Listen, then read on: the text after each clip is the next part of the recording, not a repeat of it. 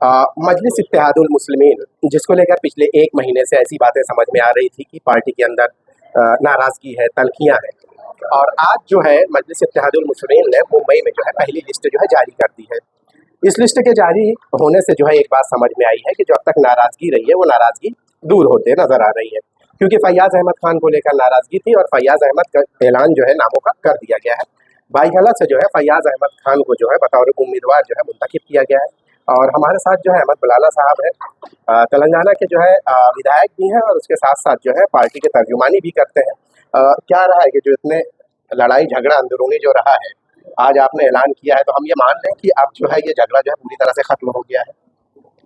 लड़ाई झगड़ा नहीं, उसको लड़ाई झगड़ा नहीं बोला जाए, उसको नाराजगी बोला जाएगा जो वक्तिया तौर के ऊपर थी। जब मजलिस का नाम ही इत्तेहाद है तो बाहर के सबको इत्तेहाद में जोड़ना चाह रहे, तो आपस में कोई नाराजगी तो आपने भाईखल्ला और मुमरा का जिक्र किया है, ये मुस्लिम बाहुल्य क्षेत्र है, मुस्लिम अक्सरियती इलाके हैं। इसके अलावा भी आपने जो जिक्र किया है औरंगाबाद, कुर्ला, वो तो अनाउंस हो गया, वो सारी चीज़ें हो चुकी हैं। तो क्या मजलिस का फोकस जो भिवंडी वेस्ट है, गोंडी है और अपने कुर्ला है जी, और कौन से सीट फाइनल होकर आने के बाद सजेस्ट करेंगे सदस्य साहब कि यहाँ पर ये उम्मीदवार ये दावेदार है जी। ग्राउंड के ऊपर जिसका बेस्ट है इंशाल्लाह कोशिश करेंगे दोस्तों। अहमद साहब, एक सवाल है कि महाविकास अघाड़ी से जो है काफ़ी दिनों से ये बातचीत चल रही थी। इम्तियाज़ जलील ने भी जो है कई बार अप्रोच किया। उनके पास अभी जो 85-85 का जो फार्मूला रहा है, उसके बाद भी 18 सीटें उनके पास हैं। क्या उस 18 सीट में अगर मजलिस को वो कुछ देते हैं या बातचीत, तो क्या बातचीत जम सकती है क्या?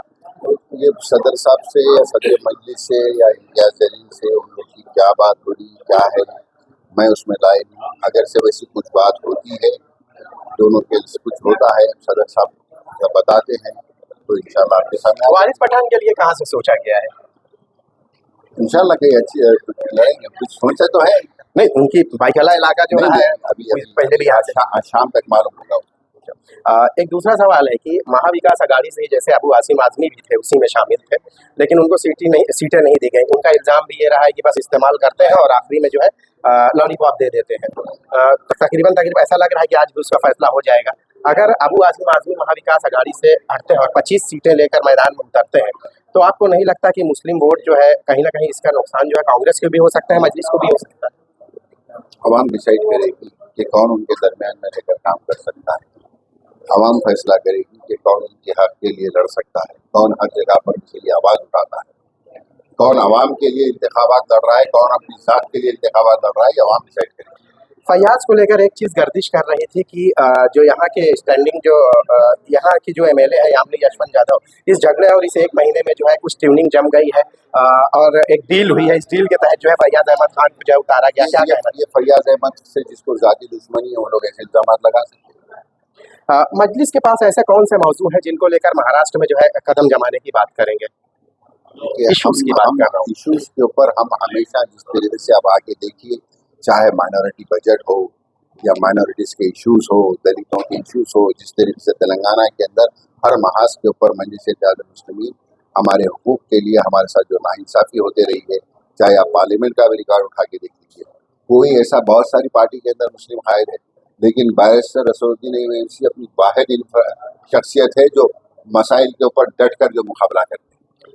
और यही चीज़ है कि भाई रोड के ऊपर ठहर कर यहाँ पर तकरीर करना और बात है, ऐवानों के अंदर हमारे मसाइल के ऊपर बात करने की ज़रूरत है।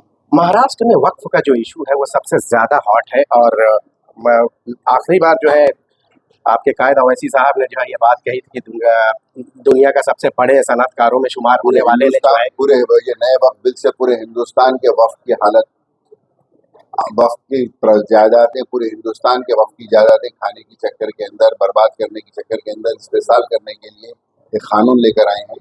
वो कानून के अंदर भी जिस ढंग से असदुद्दीन ओवैसी ने, चाहे जेपीसी की मीटिंग्स हो या पार्लियामेंट के अंदर हो, जिस तरीके का रोल रहा है, मजलिस जदोजहद करेगी। अब देखेंगे, महज कुछ घंटे महाराष्ट्र नहीं पूरे हिंदुस्तान के वक्फ के प्रॉपर्टियां खतरे में। महज कुछ घंटे बाकी हैं, ऐसे में और सीटों का ऐलान कैसे करेंगे? कुछ ही तो घंटे, एक ही दिन, कुछ ही तो। आज तो नॉमिनेशन बंद है। हाँ, आज है, लेकिन वक्त कम है। कब तक मान लेंगे सारी सीटों का ऐलान हो जाएगा?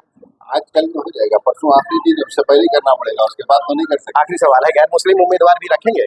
इंशाल्लाह जो जो जिसने दरखास्त की है उसके हिसाब से जरूर की। बहुत बहुत शुक्रिया हमसे बात करने के लिए। तो मजलिस ने जो है अपनी जो इन सीटों का ऐलान किया है, इसके बाद जो है अभी कुछ ही वक्त बाकी है और इस वक्त में आप ये देखना होगा कि और कौन कैंडिडेट है, कौन से उम्मीदवार जो है मजलिस की तरफ से जो है इस इंतखाब में हिस्सा लेंगे। खासकर अहम ये है कि गैर मुस्लिमीन के लिए भी जो है क्या कोई जगह है मजलिस में, तो उन्होंने वाज़ेह ही किया है, लेकिन अब जब पूरी तरीके से चीज़ें जब फाइनल होंगी तो ये पता चल पाएगा कि किसे कहाँ से जो है ये उम्मीदवारी दी जा रही है। शाहिद अंसारी, बॉम्बे लीक्स, मुंबई।